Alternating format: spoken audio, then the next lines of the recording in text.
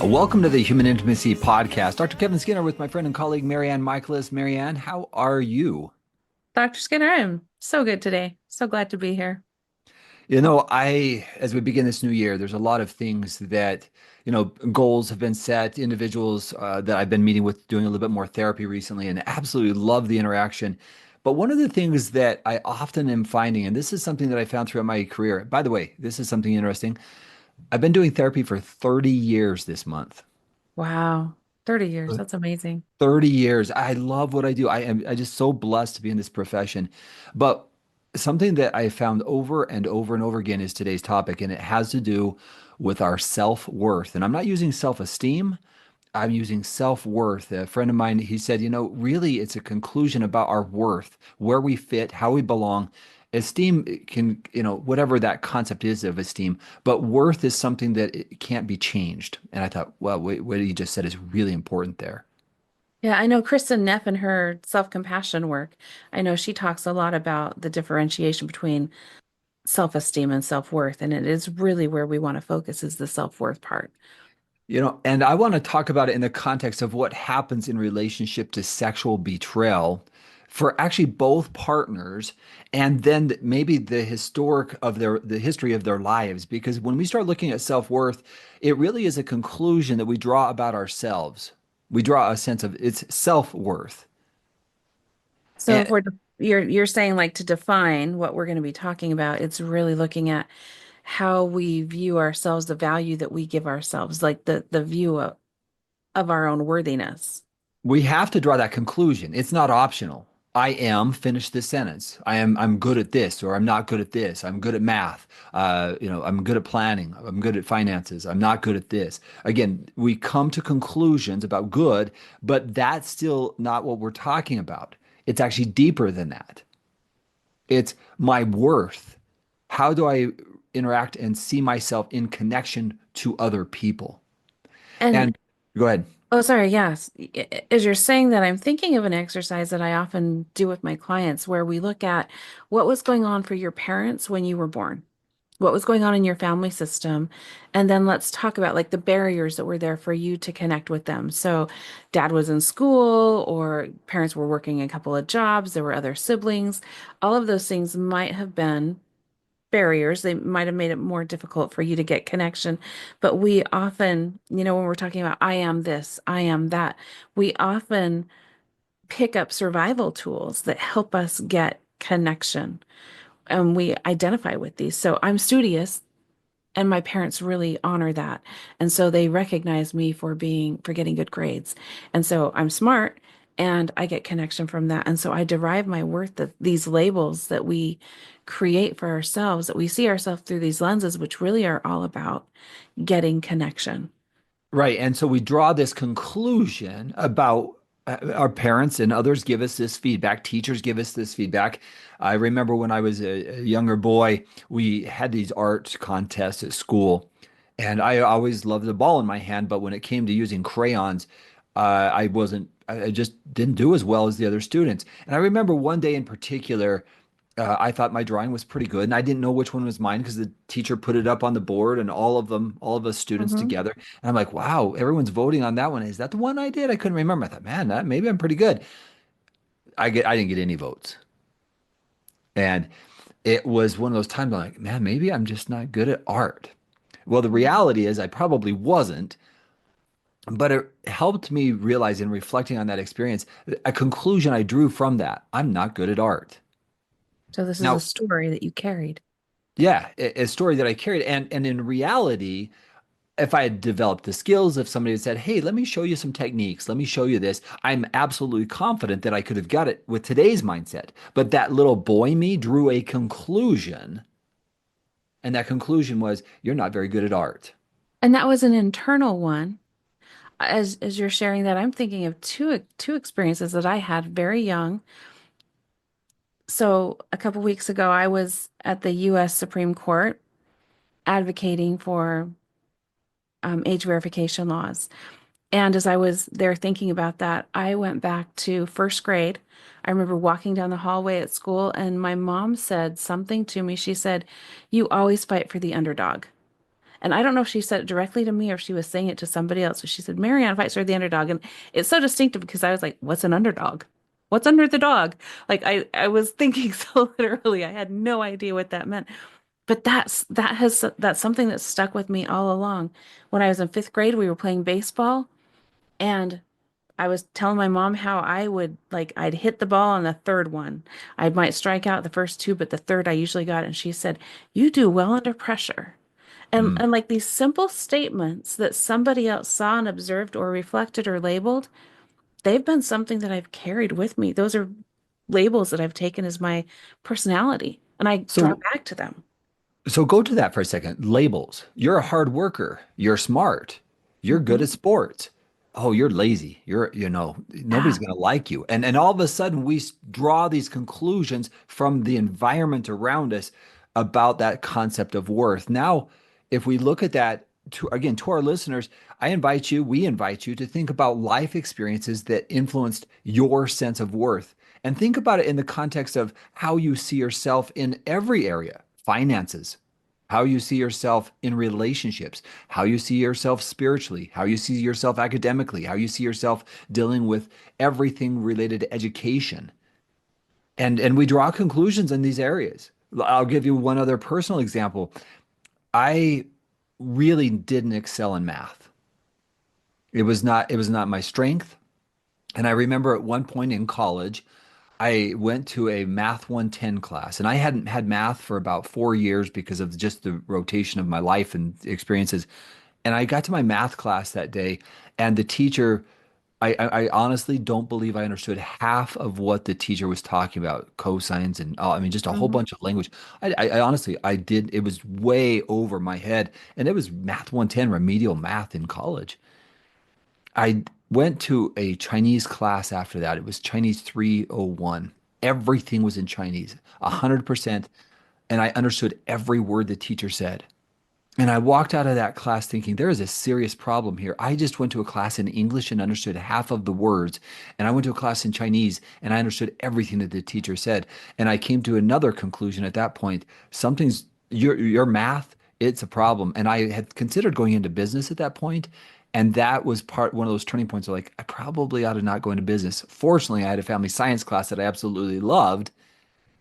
But that too was one of those change points for me, realizing what's my strength, what's my weakness. And I followed the strength, which I think is a good thing.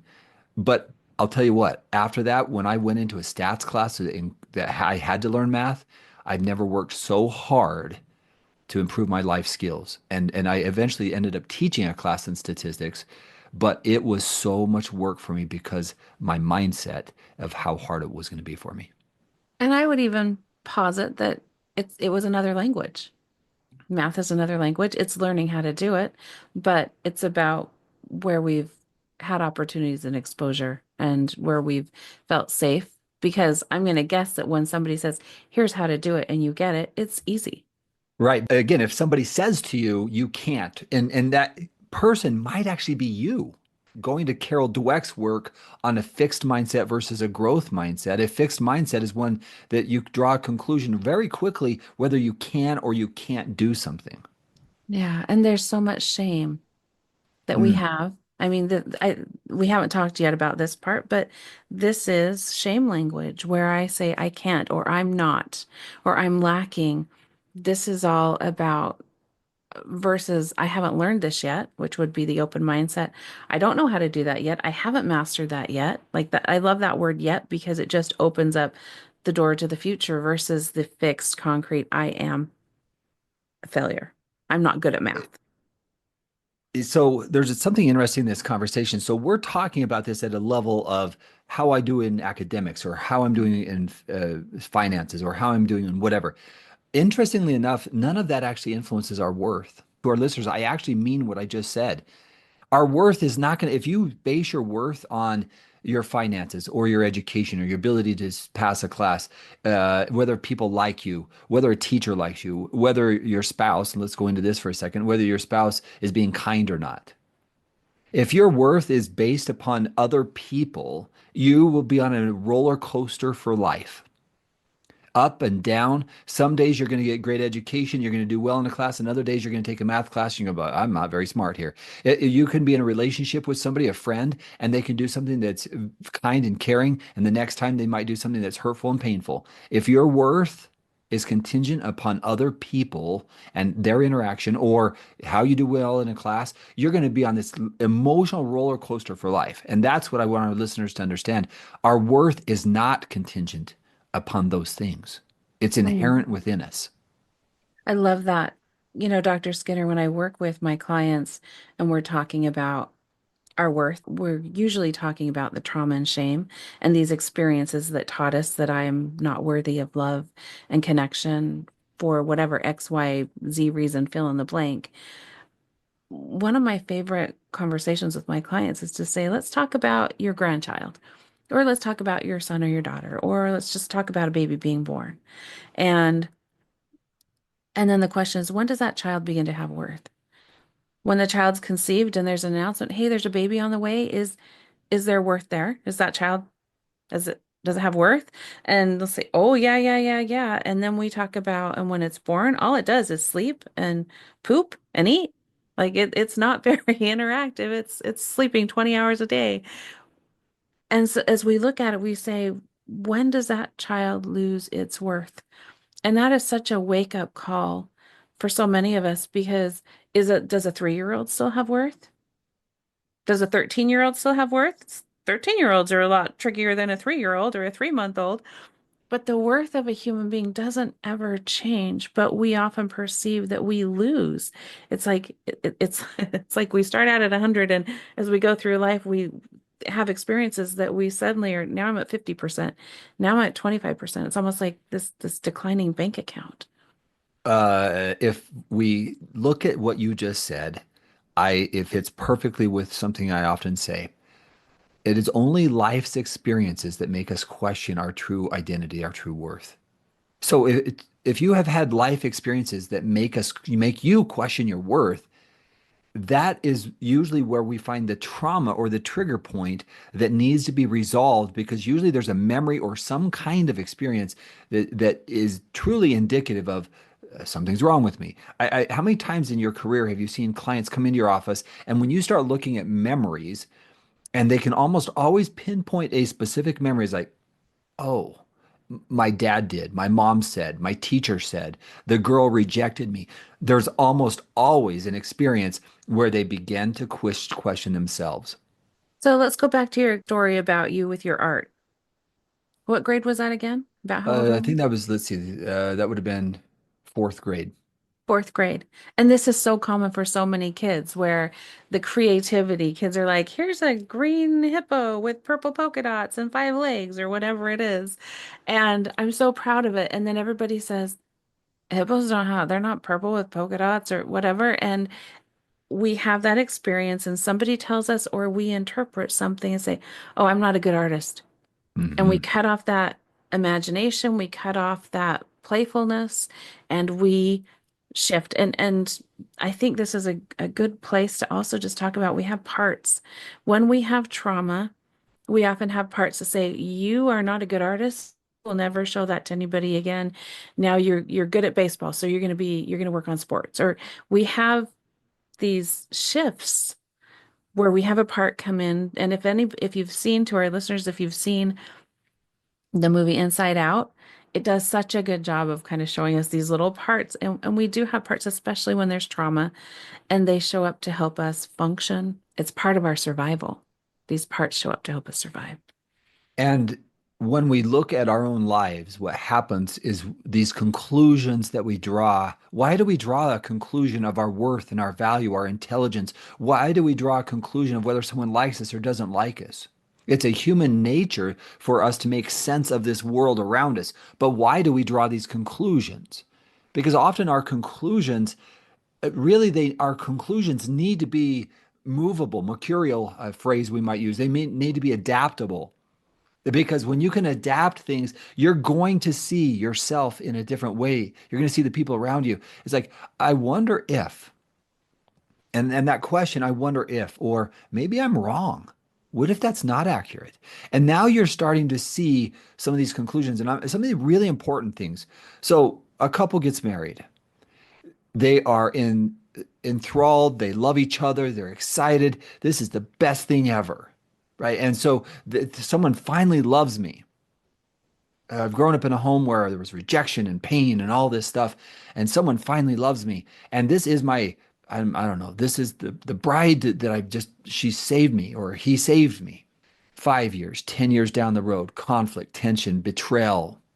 Now I've put my identity into this person and into this relationship. I've drawn a conclusion. We, us, my worth, my value, I am.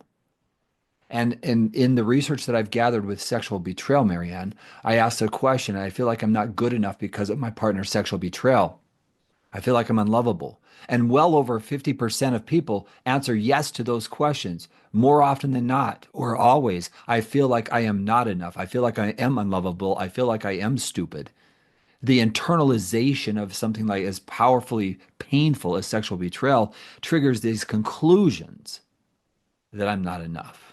Oftentimes, when you're betrayed, it doesn't make sense. Trauma doesn't make sense. And so when we have experiences that don't make sense, we do internalize it. We say, it must be me. There must be something wrong with me because that's a person that I care for or I respect or I value. And so there must be something. So we internalize it. One thing that I've learned from you, Dr. Skinner, is there's always a story. And in the book the Gift of Fear by Gavin de Becker, he talks about the power of water. And I remember being in a training and learning this, and it was so impactful for me. But he said, water by itself has no power. So when I'm sharing this with a client, I usually have like a quart of water and I'll hold up wherever, here's my water. This has no power. But if I move it, if there's force, if there's gravity, if there's wind, water can be devastating. Water can suck you under. Water can demolish house. I mean, it is so powerful. It can create electricity. But our brains and who we are, we can't open up our brain and say, there's the part that's MaryAnn. Let me just like pinpoint that. Our brain is formed by our beliefs. Just like water, when it's pushed on, it can move and do other things. Our belief systems, the stories we tell ourselves, are what create our neural pathways. What the perceptions of how others see us or we see ourselves then impacts how we respond, how we react, what we do. And that's what creates how our brain structure, which is fascinating. So, MaryAnn, what you're saying, we have to, these parts, you can't just separate this one out because it's a part of an integrated whole, Mhm. which means in a bigger frame, I conclude things about myself. And when it comes to traumatic events, others don't love me. I'm not good enough. And then there is another part of us that says, yeah, well, yes, you are enough. That's the fight inside of us. That's the part of us that says, no, that's not acceptable. That's not true. And there truly is this internal battle within Yeah. ourselves. The same is true of the person who's been acting out. The self-worth battle of people who act out in my career has been absolutely phenomenal. The internal dialogue. Nobody will love me. My Yeah. partner, my spouse will leave me. I will let everybody down. I'm a failure. And that fuels that shame because the conclusion is I can't tell with anybody this. I'm going to my grave with it. And the overall consequence of that mindset is extremely painful because people live in it for years and years and years because they've concluded there's something wrong with them. And can we take that a little bit further? I 100% agree because what you're describing is what and I think most therapists that work in our field see every day, all of the time. But if we take that one step further and look at if I believe that, what's that going to do to my physiology? It means I'm going to probably have my head down. I'm not going to make eye contact as much. I may not be as outgoing, or I might be hiding it and I might have a whole alter self. But if I look at the disconnection I'll have in my relationships, the isolation, whether I've been the betrayed partner thinking, I'm not good enough, I'm not thin enough, I'm not pretty enough, I'm not sexual enough, I'm not desirable enough for whatever reason, or I'm the monster that nobody wants because if they knew my secret as a betrayer, if they knew, if they really knew, I wouldn't be loved, I would be rejected. If I'm looking at what that's doing, how that's impacting how I'm interacting outwardly, these are isolating behaviors. And it's fascinating to see when we're confident, when we're self-assured, when we are feeling full and free, our shoulders are back, our heads high, we're engaging. And when we're not, we're often disconnected and down. It's so much harder to connect from that place or to even feel or receive love from others from that space. It's our body language. It's our Yeah. tone of voice. It's that internalized confidence or lack thereof. See, what happens to us in a traumatic event is we lose that worth and the conclusions we draw live with us. It's the filters through which we see life. We see things that are positive or negative. We see how people are going to interact with us. And I can see somebody's look. And if my self-worth is low, I could see your look and oh, they're mad at me. They don't like me. They're displeased. And Mhm. so I've come to read people through the filter that I see life. Or the And converse might be they're having gas. They're working on a problem. They just saw something they're trying to make sense of. or they're frustrated Mhm. with work and they're stressed out, but I don't check into that because I've already concluded, assumed that I know what's actually happening there. And so what I'd like to now shift our attention to, MaryAnn, is this idea. How do we reclaim it? How do we come back to that self? And I say that literally, come back to yourself. Because as we said in the beginning, we're all born with high self-worth, something I truly believe. We are all born with high self-worth, and it is only those life's experiences that make us question that worth. So coming back to yourself, coming back to that true worth is really the journey that we're all on. Every one of us are on this journey. So how do we do it? And that's such a broad question. How do we get back to this space of loving ourselves or seeing ourselves maybe clearly because of all the misinformation or the perceptions that we've had? This is some of our life work is coming to a space where we can really see ourselves clearly. I do believe I love to do parts work with my clients because inherently inside of us, there is usually a part that can be honest. There's usually a wise, nurturing, loving part that can help us see clearly. And being able to stop and say, hold on a second, is this my inner critic? Maybe I need to name my inner critic. Okay. And questioning, is this true? Is this really true for me? What if it weren't true for me? How would I act or react if that wasn't true? So, questioning our stories, really looking at our story. And this is where I think helpful supports can come in handy. Here's the story, or even fact checking. Here's the story that I'm telling myself. Can you help me with this? Is this true? We need other people's feedback to help us sometimes sort through our own. especially especially when we can't get out of our own thoughts, our own way to is this accurate, is this not accurate? Because when you've drawn a conclusion, it's like you've cemented it into your mind. We consolidated it to the point where there's you don't even question it anymore. It's just a truth. Yeah.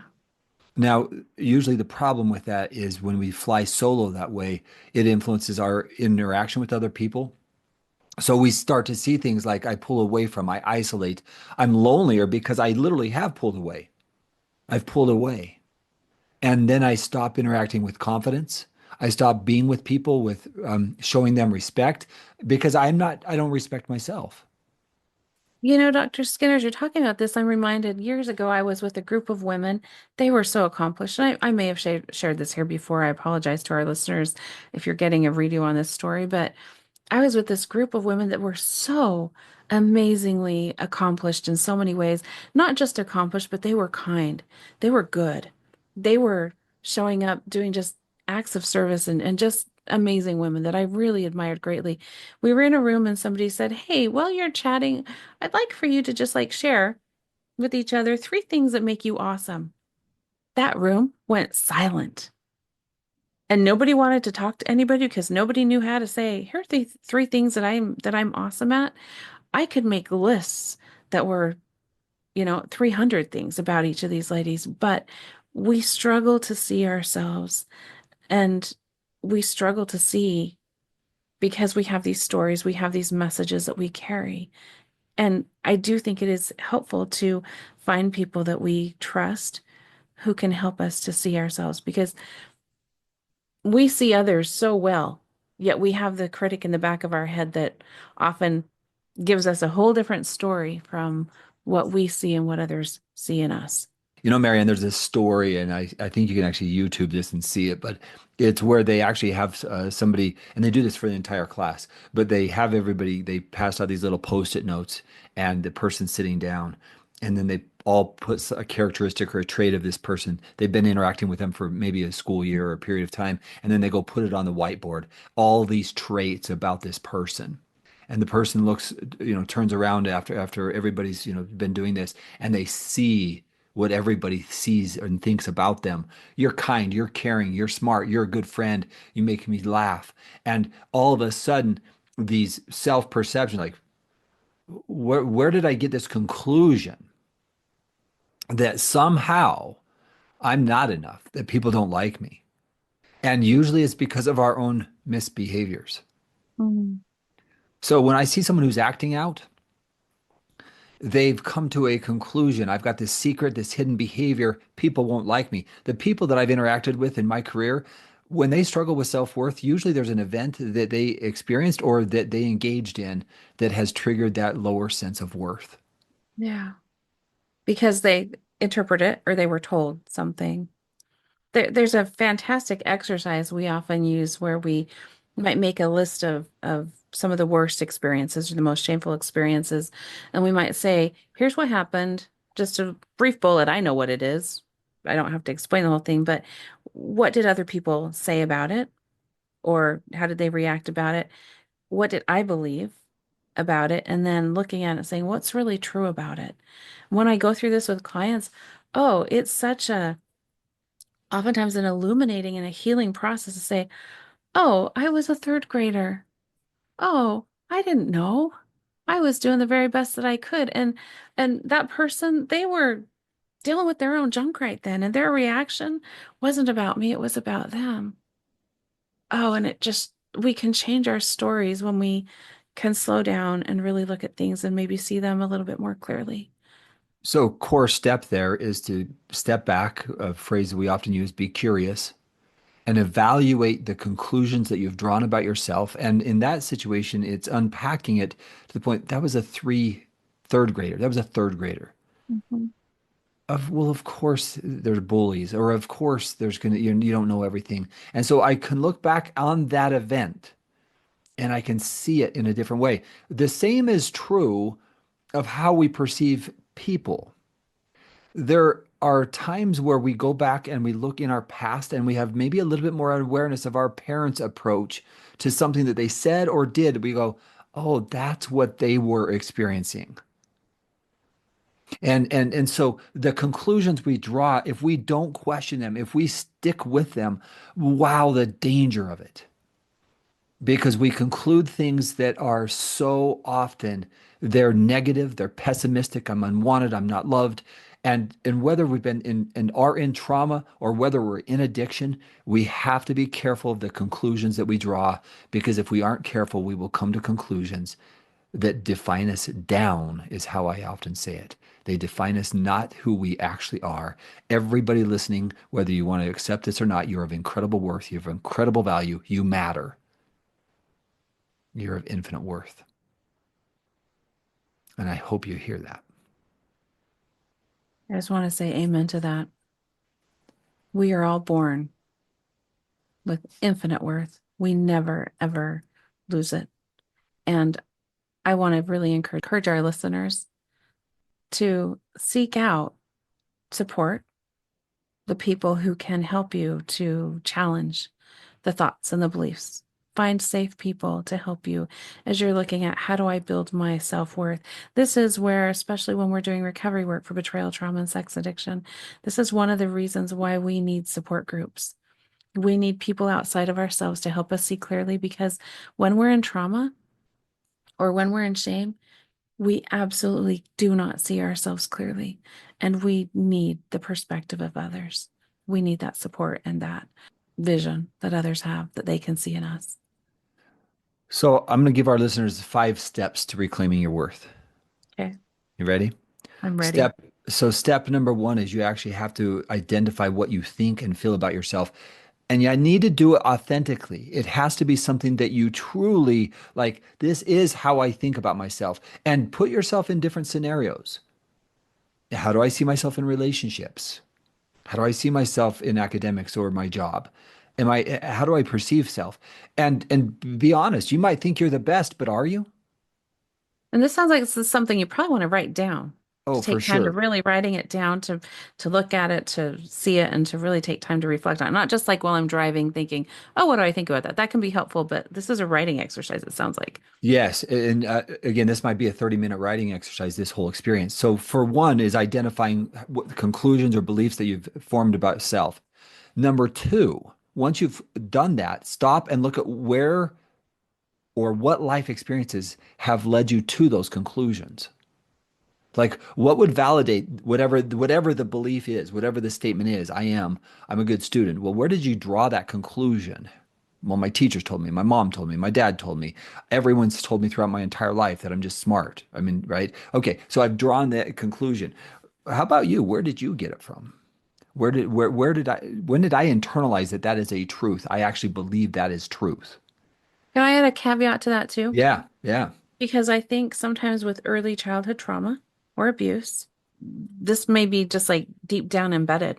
We might not have a specific, I can say it came from here, or I know exactly what it is. And so being able to give yourself some openness to say, I'm not 100% sure, but I like recognizing that it's there, even if I don't have the origin or the genesis of it. You probably will have a memory where you felt like something was off or wrong. So if I've experienced something traumatic, often when I work with clients who've experienced some kind of sexual or physical or emotional abuse, usually it's from those experiences that the conclusions have been drawn. If I was better, my parents wouldn't have, or if I was better, this event would not have happened to me. So the conclusion may come from that traumatic or difficult event. And that's often the case that I've experienced in my career. So Sure. you may not have all of the memories, but you might have a bigger event and it's I acted different after XYZ occurred. So what you're saying, because I think I was talking more about like some of the things that we have pre-memory, like when we're 2 or 6 months or whatever. But what I'm hearing you say is even if that's the case, you will have later memories where you still had that belief, where you had internalized something. So you can Yeah. go from there. From every event, we draw a conclusion. Good, bad, indifferent, it doesn't matter. Every event, everything we experience, we Safe, draw a not conclusion. safe. Yeah. Okay. Yeah. Great. And so now we've got that. So now I'm breaking down events or experiences that led me to that conclusion. Now, step number three, you're going to bring it to the jury. How accurate is this? Right? Are there any other experiences that would discount my conclusion? You may or may not come up with alternatives. I often find that when I do this with individuals, who in your life has been warm, caring, kind, who's validated you, who's been there with you. And I have individuals, I literally have met individuals in my career who say, I don't know if I've ever felt that from anybody. And so there are times where it's like people aren't trustworthy. Everybody's let me down. I can't think of anybody who hasn't let me down. And those are individuals who have very complex trauma because everything in society has let them down. And yet most people, I say most, not all, it was my grandma. It was my best friend in high school. It was my second grade teacher. And the conclusion is, wait a second, let's say your grandma, was she wrong? Right? So the jury is the conclusions and all of the things are is there something that may lead me to think that these things aren't actually true? Oh, well, my best friend, well, does she feel like you're not enough? How Let me about just grandma? clarify. I just want to clarify. Are you Yeah. saying the grandma's the resiliency or the best friend is are they the positive voice or are they the negative voice? I just They're the want to, positive voice in this okay. situation, right? So grandma said, sweetheart, you're incredible. Come sit on my lap and eat this raisin cookie. So if we have that, when we're looking at adverse childhood experiences versus benevolent childhood experiences, when they're saying, how do kids survive when they have so many adverse experiences? The research shows us that just even having that one person, that one positive person who sees us in a positive regard, who we feel loved from, is a huge resilience factor. So this is Yeah. really important. So that's interesting. So let's say that five people have let me down, but one was there for me, and I conclude my worth based upon which one, the one or the five. See, the problem with that is I can lean into the one person and say, yeah, but that was my grandma, that was my mom, that was my whatever. That's why people often let us down. Grandma died. She's gone.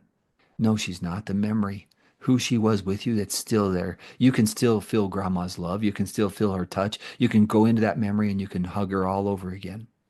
That's, as you say that, I'm just thinking like how evocative it is, that positivity. I had a client at one point whose grandmother didn't speak the same language, but he knew grandma loved him. And when he talked about grandma, who wasn't here anymore, he would still break into tears because he knew grandma loved him, even though she didn't even have he didn't understand her words. He knew. Yes, beautiful example. Store. So step three is bring it to the judge and right, the judgment that you've made, and ask the question: is it possible that I'm wrong? And then go searching. Go searching for alternatives, people, events, or experiences where you did it right, you were enough. Which leads us to the fourth step. Bring it there and compare them and say, why am I weighing it this way? So now it's a what is it that, why am I valuing it this way? Why am I seeing it this way? So I have a quick thought about that, Dr. Skinner. When you're talking about that, can I be wrong? I'm going back to your little artist self. That little artist self was probably great. You did the best that you could and you were so proud of it. When you weighed it out looking at everybody else's or everybody else voted, that was their perception. They were probably voting for their own as well. But were you a good artist? You probably were. You did the best you could with the tools you had at the time. Sure, You're probably fantastic. and there were better. I mean, the girls in the class did way better. They really were. I mean, I can But I'm acknowledge at that saying point. But you was mine not good enough? Sure, mine was enough. because you don't need to compare it to anybody else's. It was your best. Absolutely right. And there it is. It was my best. So again, as we compare, as we look at ourselves, we examine, which that step four is really giving yourself this chance to look at the self. And then the fifth step is probably the most crucial one. Can I have self-compassion on myself here? Or am I staying in this place of, oh, nope, not enough? Can I have some compassion for those life events and look at it from the lens of self-love, not arrogance, not right? Literally looking at self and saying, wow, look at all these ways that this has influenced my life. These thoughts, these emotions, these experiences have influenced my life. So as you do that and you reflect on it, you get literally with self-compassion there, it's a beautiful, beautiful thing. I would want to add a couple more questions to that. Yeah, go. Like, so this isn't part of your formula, but maybe we'll tack them on. But just even asking these introspective questions, how does this thought help me? What's it protecting me from? Is it protecting me from not doing math and failing? Mhm. Or how does it help me? Really looking at like, what's the purpose of these thoughts? Are they helpful? Are they harmful? And why are they showing up? Because they're showing up for a reason. And so if I can really look deeply inside, this is such an introspective exercise. We often have these secondary gains or these protections that set us up. You saying, "Oh, I'm not good at art," meant that maybe you didn't do that anymore, and then you didn't feel embarrassed or shame when everybody didn't vote for you. Sure. And that Yeah. protects you from that. So recognizing there's usually a reason why, and how does this help me, and does it really? And how would I be if I didn't have this belief? What would I do? How would I think? How would I act if I didn't have this belief? Yeah. Great. Fantastic additions. So to our listeners, these are examples or an example of how you can go through, take yourself through the journey, through the experience. And my promise is this: if you'll be open-minded, do the reflection, go through these steps, and what you'll discover is something unique about you. Maybe you're not who you thought you were. You're better. You're If you, amazing. yes, you are amazing. If you want to reclaim your self-worth, we've given you some ideas. Now take it, apply it.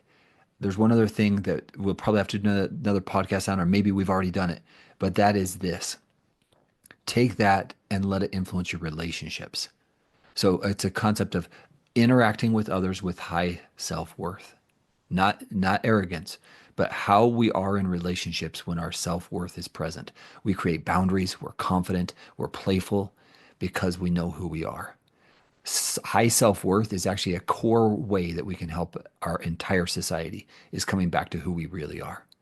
And I think that that's the way I would sum that up, Dr. Skinner, is that my relationship with myself is going to impact every relationship that I have. And so I do have to start with compassion and kindness and doing some self-work to really see myself as I truly am. Awesome. All right, to our listeners, we want to say thank you so much for being with us today. Final thought is this. You are of infinite worth and value. Don't, please, please, please don't forget it. You were born that way, and now we're just trying to get you back to who you really are. Because it never changed. That's right. All right, the Human Intimacy Conference, March 14th and 15th. Put it on your calendars. In the show notes for this podcast, if you click on them, you'll find a coupon code. But here's what I'm going to be doing. This is until the conference begins. For those who sign up, they're going to get my free 100-day course for betrayed partners. If their partner, they sign up together, their partner will get my 100 days to help them overcome unwanted sexual behaviors. It's a $200 value. You sign up for the conference, basically, you can sign up and get a half discount. What that means is you're going to get an incredible package, $200 for both of those courses. If you're And let if me you're an put that into individual, some context. yeah.